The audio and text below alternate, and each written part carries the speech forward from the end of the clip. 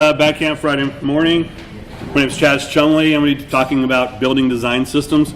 How many people here are using some sort of design system in their current work? So a short handful. So newbies. Good. I like newbies. So there's like 4 different things we're going to talk about today when it comes to design systems, and then so the whole presentation is probably going to only be about 15-20 minutes. Because I want to be able to open this up for a really big group discussion, find out what challenges maybe you're facing if you are doing any type of theming, and any questions you might have in general regarding design systems and why you think you possibly need a design system. Be curious to hear why you don't think you need a design system, so I can probably talk you into using a design system. But design systems in general always begin with one thing.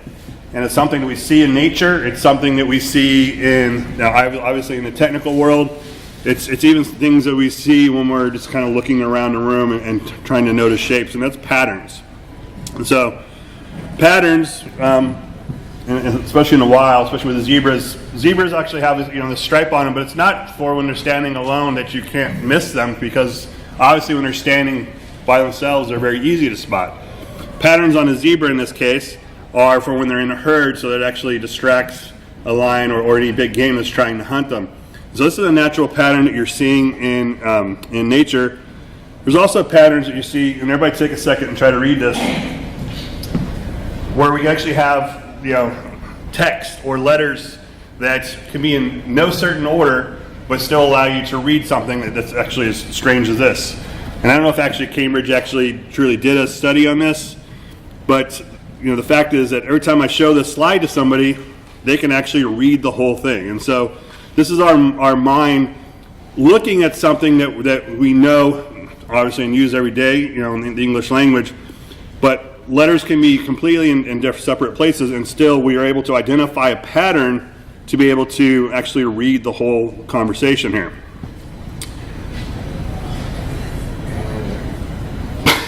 All right. Obviously, psychology, which is funny since we're at a university. Everybody out here probably took psychology at one time in their life. So we see obviously patterns when we're looking at this Rorschach guy, and why does he paint so many pictures of my parents fighting? But you might see something completely different in the patterns, such as when we're laying on the ground looking at clouds when we were kids. Okay, animals in clouds. Two different versions of rabbits. When we're looking at just ordinary objects when through the day, we see faces in things that we're commonly looking at that make no sense, but these are patterns that our minds start to get used to looking at. And then obviously we get down to and this is a funny story I got to tell real quick. My phone, I was here the first day.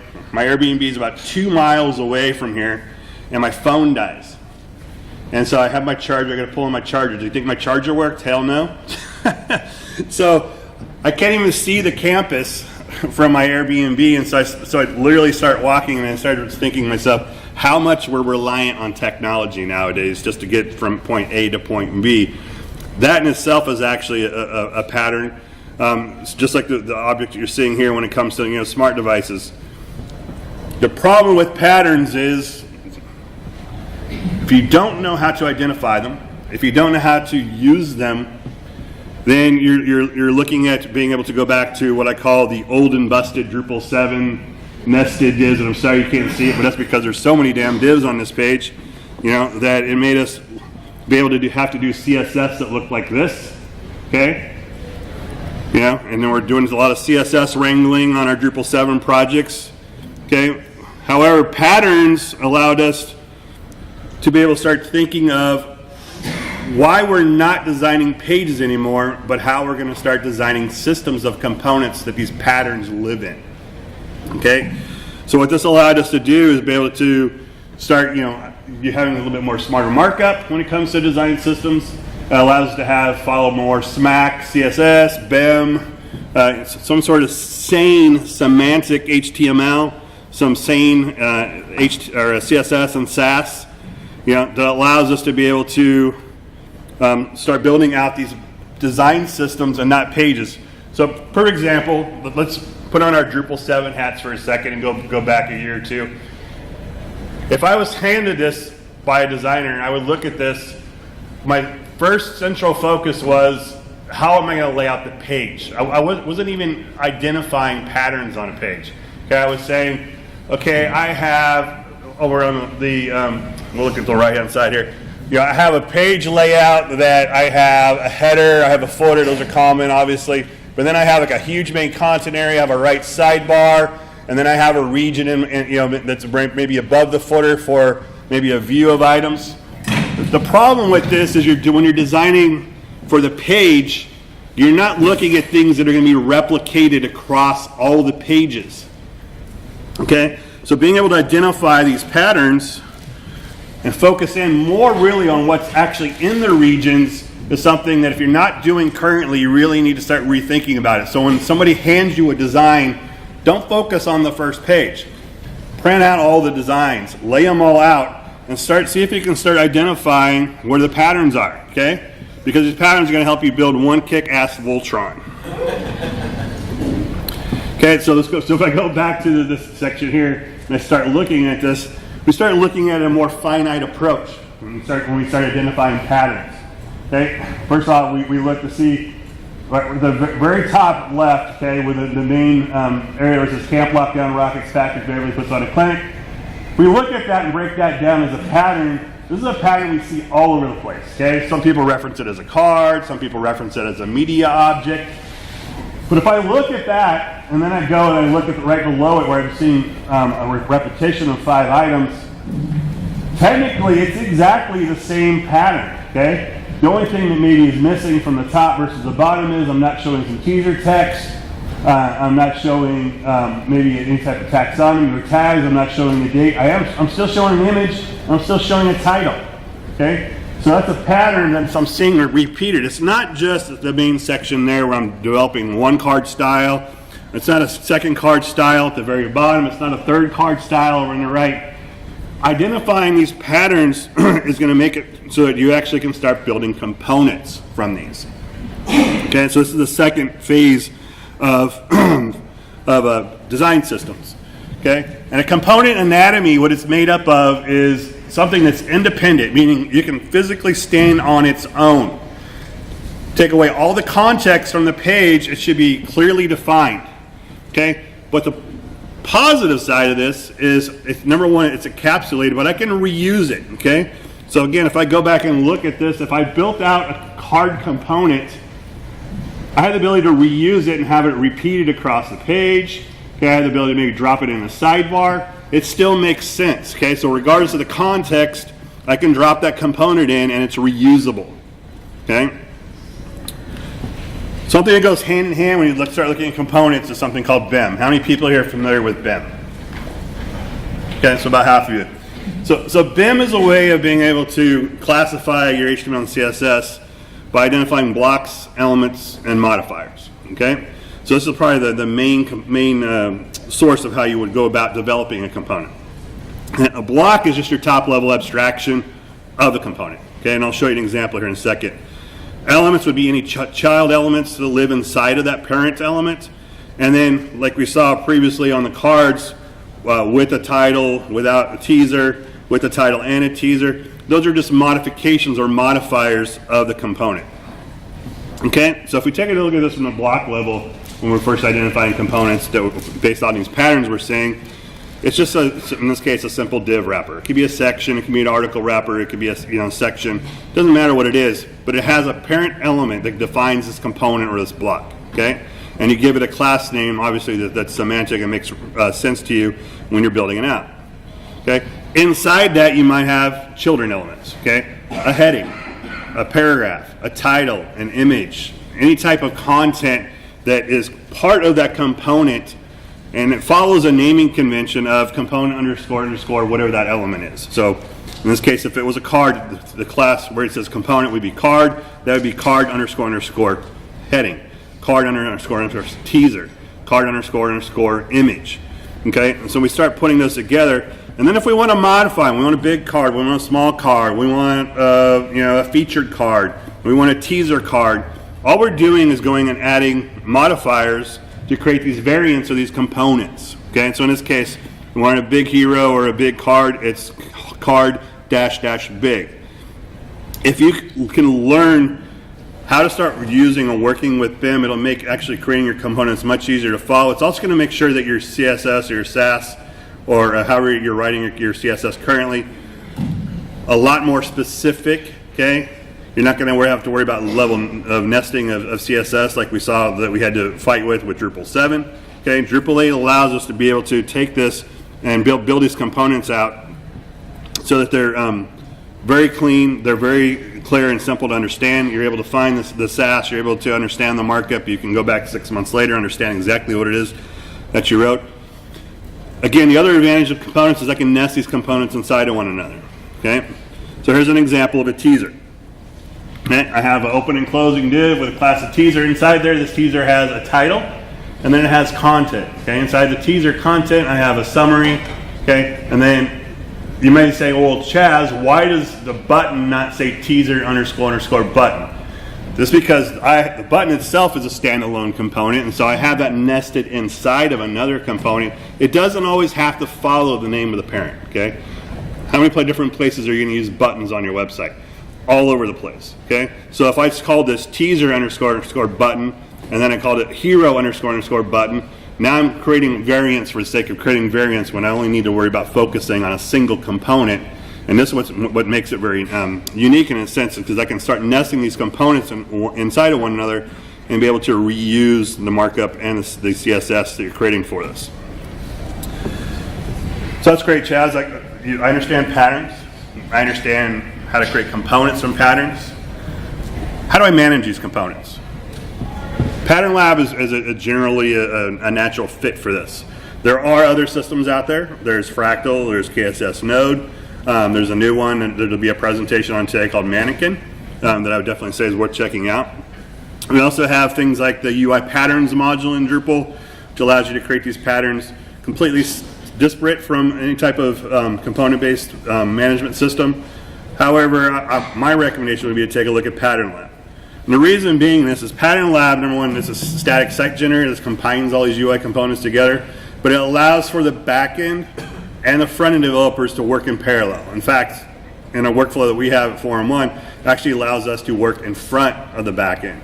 We're generally 1 or 2 sprints, since we're in an agile process, up in front of the back-end development, actually taking the creative designs that we got from creative department and actually starting to write out the HTML, write out the CSS.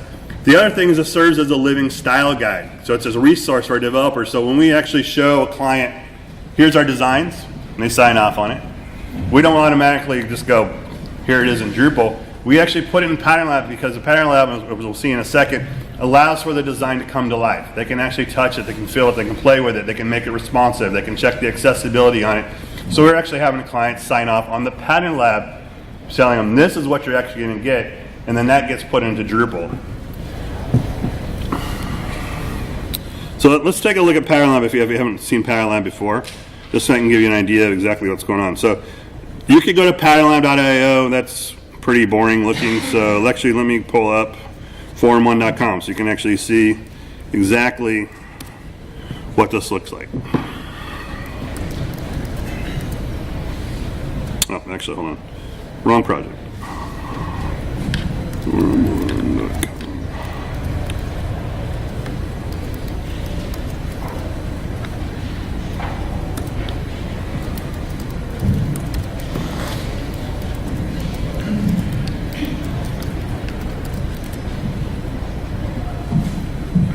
Alright, so here's our own website, Pattern Lab. The other thing we do with Pattern Lab as I start to walk through and talk about how this is good for managing components is we actually put this inside of our theme. So we have a theme called Gesso, and there's a version for Drupal 7, there's a version for Drupal 8, a new version coming out here in the next three weeks with a lot of iterations that we've done on top of it. It's also one for WordPress, and I'm going to talk about, I realize we're at a Drupal conference, but obviously a lot of us also still do WordPress development. And I'm going to talk about some benefits of using Pattern Lab to allow you to plug and play these into different systems. What you're looking at is Pattern Lab for our particular website, and it gives you the ability to look at the colors, the typography, and gives you the ability to look at how components are starting to be built out. In this case, a block quote. Okay, so on this all page, I can see all the different design components come together, but I also have the ability to look at these from a more finite type of level. It's a little bit hard to see, I apologize in the back, but Pattern Lab out of the box is atom, molecules, organisms, templates, pages. We actually redefine those to be base, so all our global assets. Components, obviously is where all our components are going. And then layouts. This has made much more sense than the scientific terms that Brad Frost came up with for Pattern Lab. But if I actually go look in base, you can see, okay, these are our global elements. This is text, lists, tables, dates, images, icons. And then if I go look at components, these are built into common things that we're using. So for instance, let's go take a look at all the buttons that are available. Okay, which in this case is one. Okay, but I have the ability to see the button, I have to see the interaction that takes place. I also have the ability to see if there's any JavaScript interactivity I want to actually add to these components. And if I go look at maybe another item here, let's go look at sections and a hero. Okay, and I can actually see the hero standing on its own. The nice thing about this is once I start building up these components, you can think of it as a giant Lego system. Okay, who here doesn't like Legos? Okay, you spend, depending on the size of the project, maybe 4 weeks building out components. You then turn around and you spend 4 hours building out all the layouts and the pages, and then you bill your client 4 weeks for doing the layout. I'm just kidding. It allows you to take these components, what I'm trying to say, and quickly, once you have those done, build out any type of layout. I don't care if the designer comes back and says, hey, the client wants this to be a main page with a sidebar that's flipped. Great, it's that CSS, components stay in place. I don't care if he comes back and says, the client says they want the hero on the bottom, as much as that might not make sense. Fine, hero can go to the bottom. It's just a matter of me moving code around because the component's already built out. The component lives on its own. For instance, the hero. And I can go here and take a look and see what this looks like responsively. Large, medium, small. Okay, you can see it, and this is what the client likes to do, is I like to be able to actually see and be able to play with it. And because it's built responsively out of the box, it doesn't matter where I drop this on the page. Okay, so if I bump up here a little bit and I go look at pages, so if I go look at the home page, okay, I can actually see what the home page is going to look like on a tablet. I can see what the home page is going to look like on a phone. I can see what the home page is going to look like full width. Okay, so that's great, Chaz. So great, we have patterns, we have components, we have ability to manage these components. Pattern Lab gives us the tools to do this. How are you actually building these components out? How many people here consider themselves front-end developers? Okay, how many back-end developers? Okay, so a couple. How many people are doing both back-end front-end development? Okay. There's a huge paradigm shift with Drupal 8 from Drupal 7. Okay. Before, front-end developer really relied on the back-end developer that was using Pages, Panelizer, Page Manager, display suites, any of the other tools to be able to kind of glue together this output that we needed, and then we were responsible for taking that output and trying to kind of take this square and put it into the round hole and try to get things to work. And we're tossing stuff back and forth over the wall, and there was no communication going on. The paradigm shift in Drupal 8 is, as a front-end developer, you have full control over creating this design system. Okay, you have full control of the markup. With Twig templates, you have full control over making sure that your elements and components are built out exactly the way that you need them. Okay, what does that mean for the back-end developer? That means that the front-end developer is building this out ahead of time in a Pattern Lab system or any other type of system that manages components.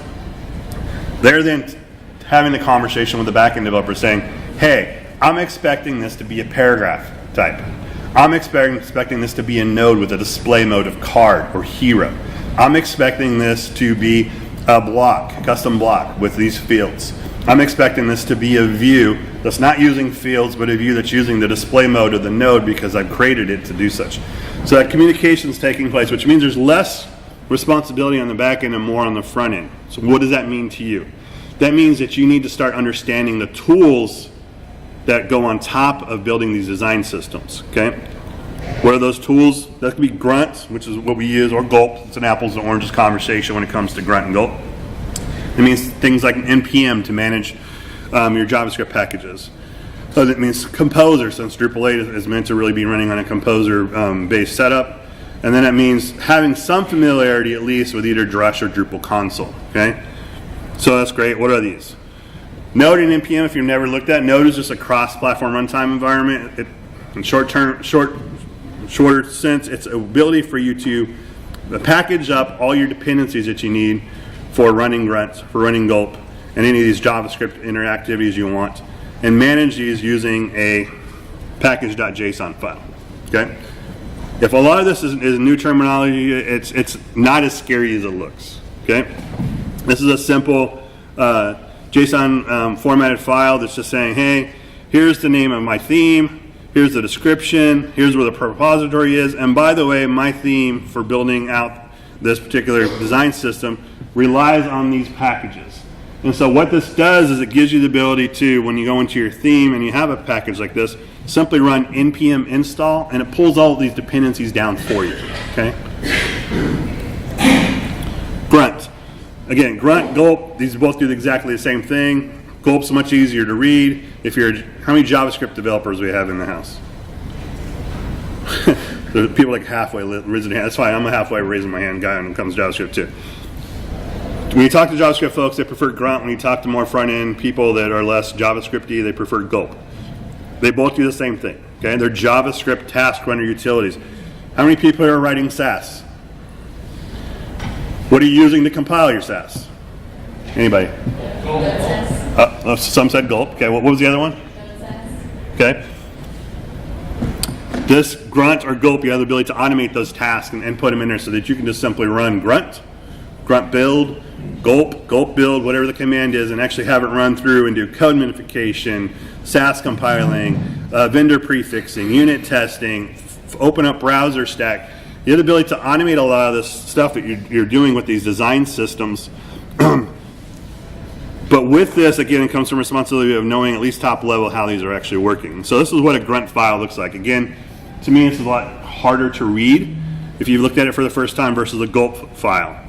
But all this is saying is, hey, this is my project's configuration, load some plugins. In this case, we're looking at uglifying some stuff.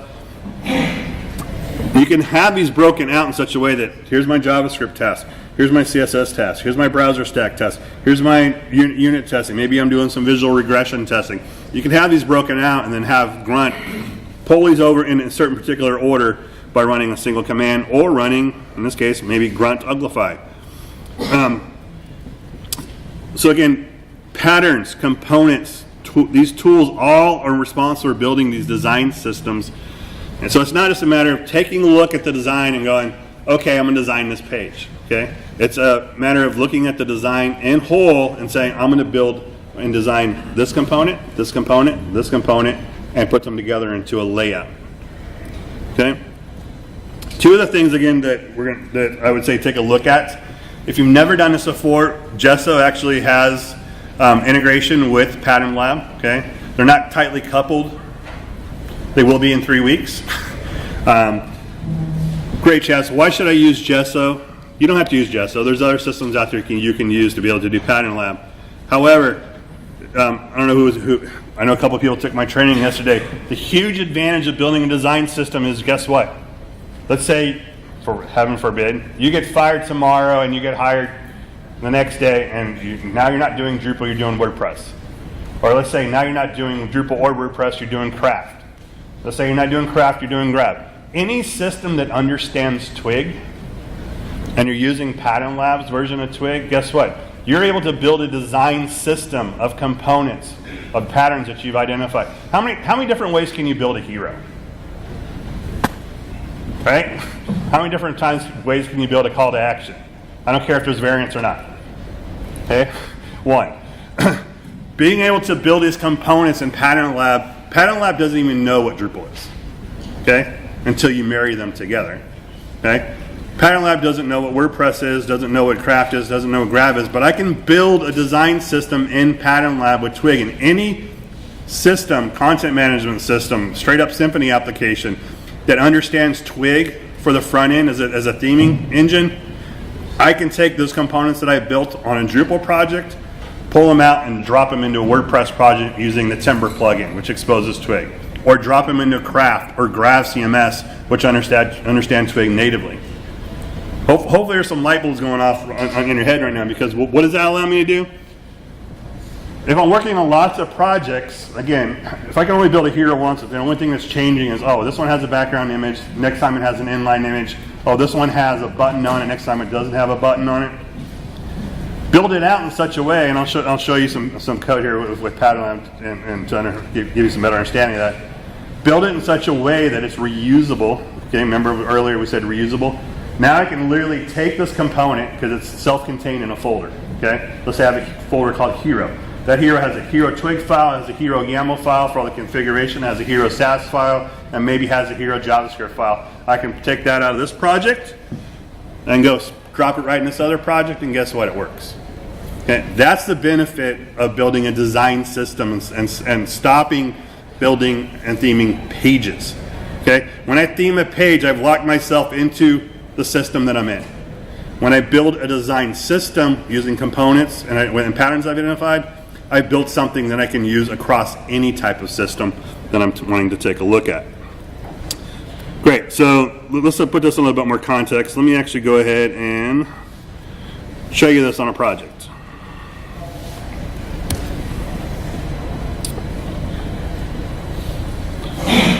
So, USDA, Form 1, we're in DC, so we have a lot of government clients. But if I go ahead and take a look at the way this project is actually structured,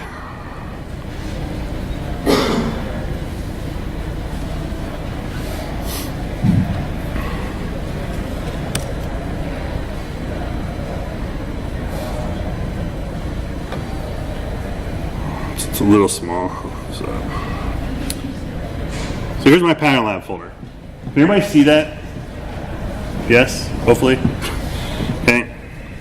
I can literally take that whole Pattern Lab instance out and really drop it into a project if I wanted to run some configuration. But the thing I want to focus on here is inside of Pattern Lab there's a source folder, and inside of there's a folder called Patterns. Okay. In Patterns, remember from when we saw in the menu, there's base, components, there's layouts, templates, and pages. So let's go look at an example of hero. Okay. We've all built these before.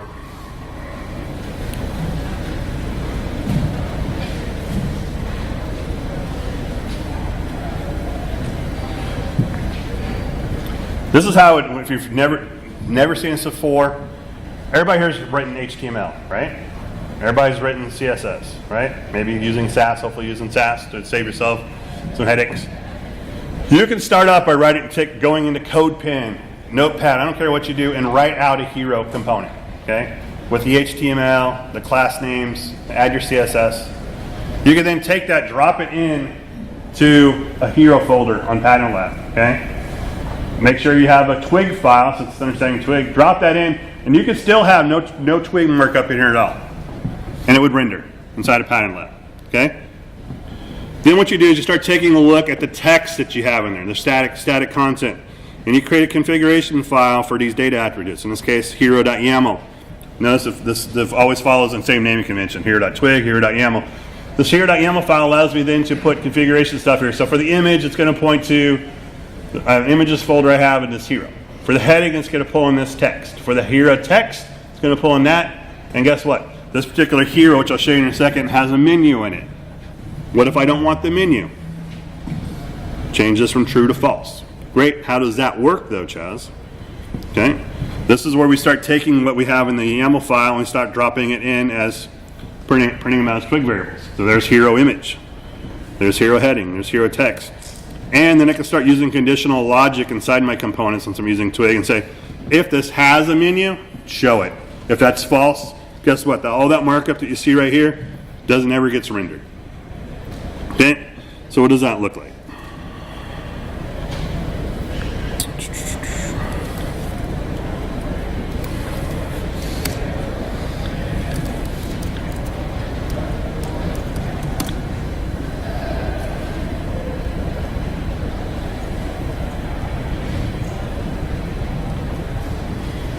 Looks like that. There's the menu. Okay. I don't have Grunt running, and this project's inside of Vagrant, but trust me, if I change this YAML configuration to false, this menu right here disappears, okay? So this is what I'm saying.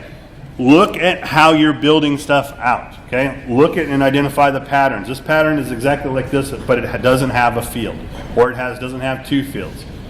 If you start using that to your advantage with Twig, okay, and some sort of design system to be able to then control turning that on and off using configuration, okay?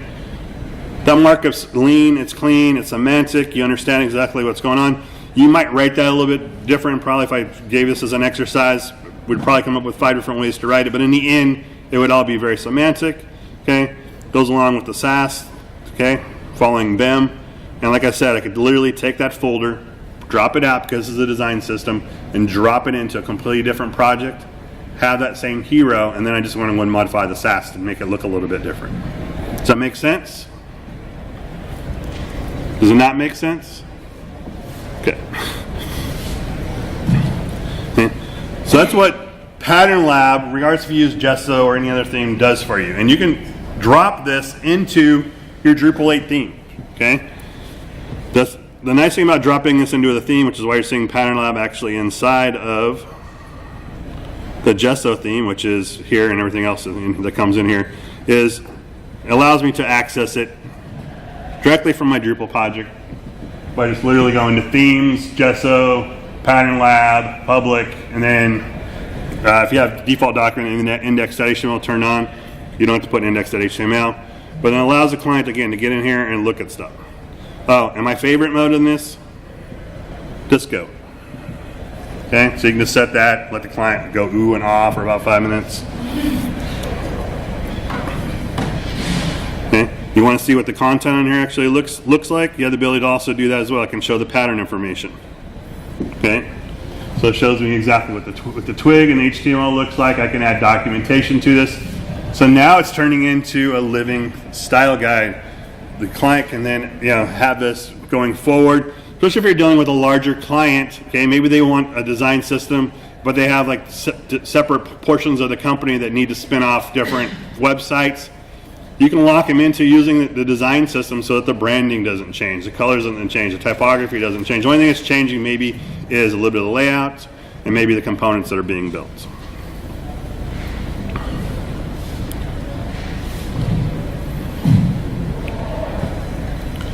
Okay, so that's design systems in general. We need to stop theming pages, please.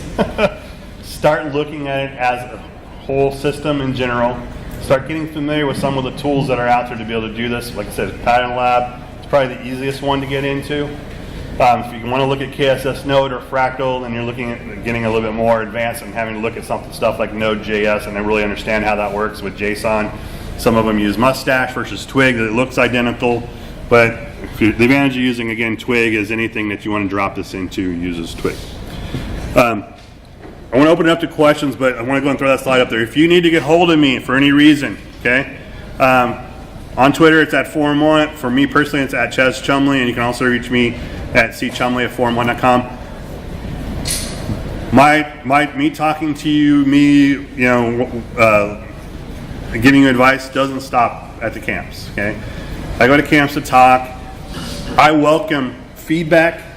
I welcome questions at any time. Do you want to email me? Okay. Think of me as your private consultant whenever you have a Pattern Lab question. I am more than happy to help you answer it.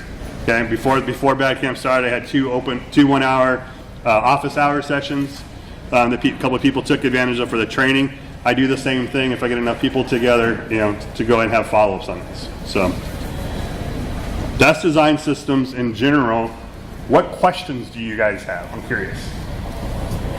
Yes. You mentioned pretty early on that you had changed some of the language from red processing and technical terminology. Yep. How hard was that to do? Not hard at all. So the question was, earlier I mentioned that we changed some of the terminology from atoms, molecules, organisms to be something making a little bit more sense to us. In the case here, it changed from base, components, and layouts. It's just literally as simple as in Pattern Lab, under the source patterns,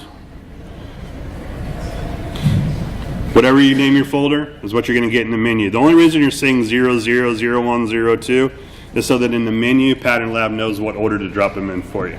But for instance, if I went in here right now and I had the ability to compile this down, which I don't have Vagrant open for this, and I wanted to change base to global, it would automatically, as soon as it compiled, show global up there, and everything under would be called global. So I think probably the naming conventions we have here is a lot of people have adopted that as well from different shops and systems. But by all means, this Pattern Lab is flexible enough for you, especially in the patterns, to be able to literally name the folders whatever you want, whatever makes sense to you when you're building out your design system. Yes? How feasible is it going to be to use Pattern Lab across a distributed theme system of Yep. 1,000+ sites? Yep. If all 1,000 sites are going to look the same and use the same branding, then yes. And I would say a good. If you were here last year, there was a session by Red Hat. Red Hat's a huge company now. They have a design system that actually. I can't remember if we use Pattern Lab or not, but it's a design system in such a way that they block their marketing, their communication staff into being able to say, hey, if you want to build out something, here's the living style guide and the design system. You need to follow these. If you want something new built, we'll build it for you and put it in here. But the thing is, you saw that. All it does is generate HTML and an end run with some class names, with some CSS. So they can literally take that and drop it into a kiosk system if they needed to. You can't sub-theme off of this, basically? You can't sub-theme off of Pattern Lab. Pattern Lab itself, like I said, is truly agnostic of the system it lives in. It can live on its own in a completely static site generator, which is what it is, or you can drop it into the theme. In this case, it always made sense to us to make sure it was part of the theme. Theoretically, you should just drop in the header and the footer. Yeah. So for instance, I'm working on a project right now where we're building the website for them. They have 4 other websites, but they want to make sure that there's consistent branding with the header and footer. So we built the header and footer in Pattern Lab, obviously, to begin with. All they do is go look at the markup, they take that, and they drop it into those other systems. And now they got a consistent header and footer across all 4 of their systems that they have. Yes? So, have you only ever seen out around project after it was complete? Yeah. You never actually created in Pattern? Yep. Does it have any sort of a UI to, in other words, does it make any assumptions when you start a project? Is there any UI to simplify any of the tasks? Or you got to start writing markup? You start writing markup, everything that you're, 99% of the stuff you're going to do is inside the patterns folder. The meta folder that's up there is your header and footer of Pattern Lab, and specifically just head and foot.twig. But everything you're going to be doing is inside of the patterns folder. It doesn't assume anything. That doesn't mean that you can't build a system where it automatically, out of the box, like for instance with Gesso, if you pull this down and you run it, you're going to get a hero out of the box. It's actually 2 heroes. They get call to action. I'm trying to remember all what's in there. We give you a couple like sane starting components to be able to, number one, look at to see, okay, exactly what am I doing here? But in reality, it's simply, that's what I said. We all start with code pen, dropping the HTML CSS in there, making sure it works. Then we drop it in here, change it out with the YAML configurations, whatever we need to. Drop the SAS in there along with it, and then let's just plug and play. So, friends, let me show this to you real quick while we still have a little bit of time.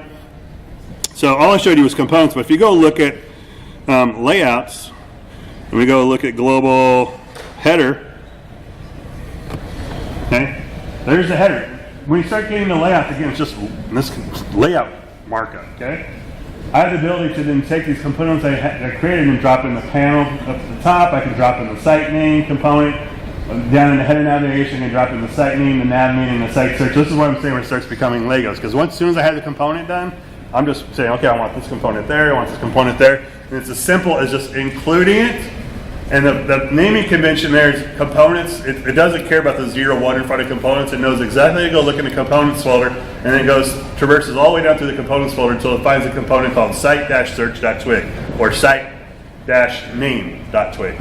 So it's very smart in the way when you start building these out. So I say you spend most of your time building out the components. Okay, that's where the laborious part of it is.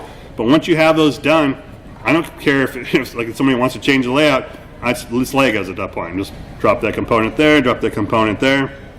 And then when you get to actually the templates, it's even to me more silly because it's it goes from that, and then we actually go to the pages.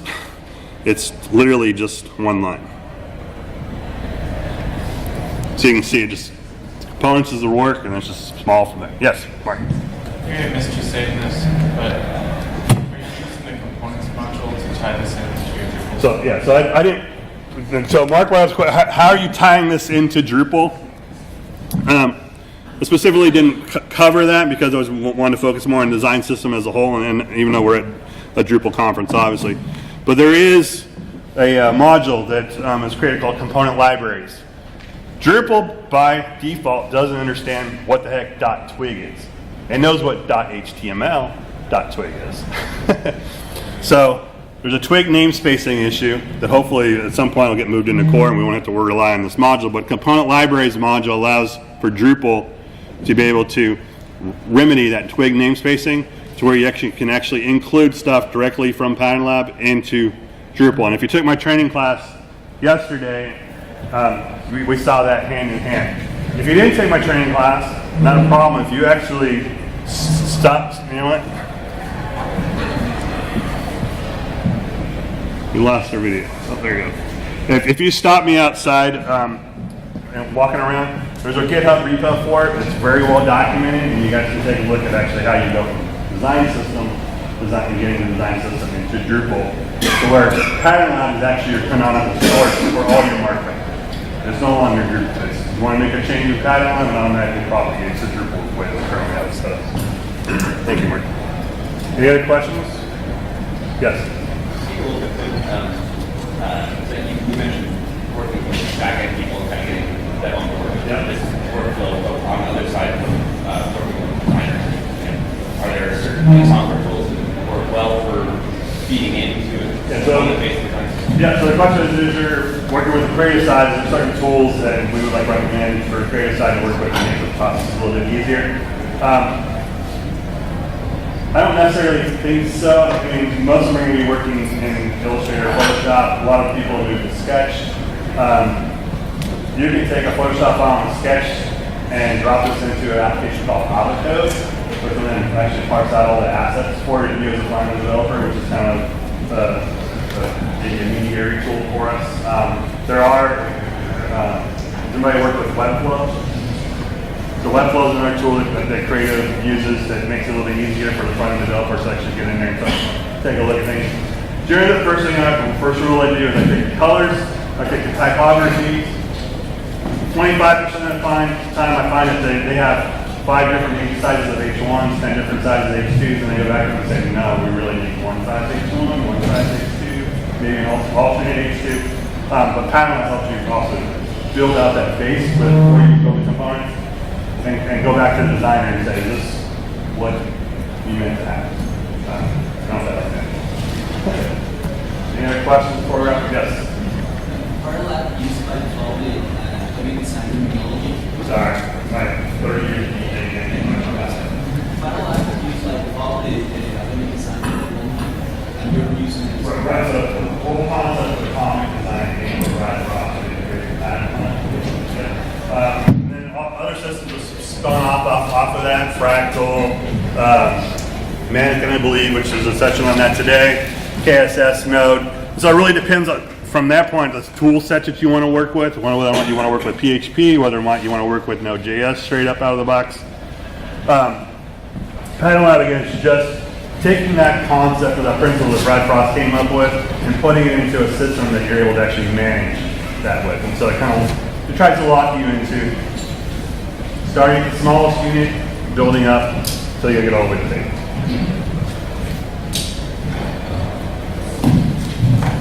All right, I think we're out of time, but so thank you everybody for coming again. Okay, thank you.